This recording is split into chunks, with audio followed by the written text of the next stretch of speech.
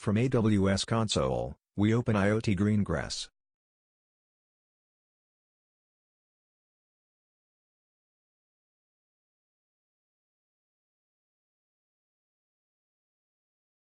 I have a Greengrass group which has two Lambda functions: feeder motion detector and feeder motor. Let's first walk through the code of the motion detector. It is written in Python 3.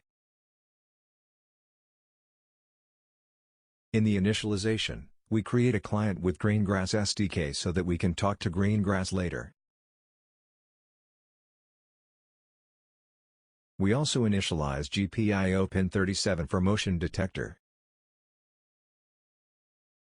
This Lambda runs from the startDetect method as it will be running in an infinite loop. The function handler is just a dummy handler and will not be invoked.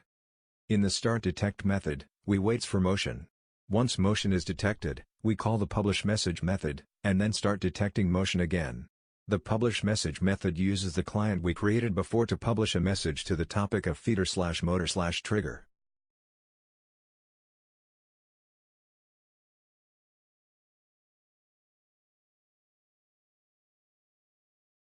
As you could imagine, this Lambda is configured as a long-lived Lambda that will run indefinitely so that it will keep detecting motion.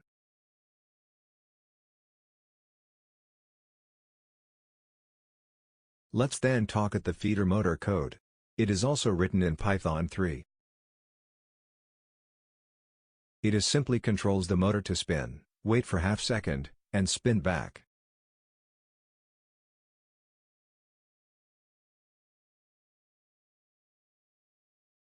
This Lambda is configured as a on-demand function, so that the motor would only spin if it is triggered.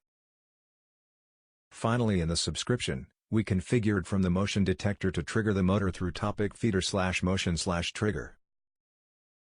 We also configured the IoT cloud as another source to trigger the motor through the same topic.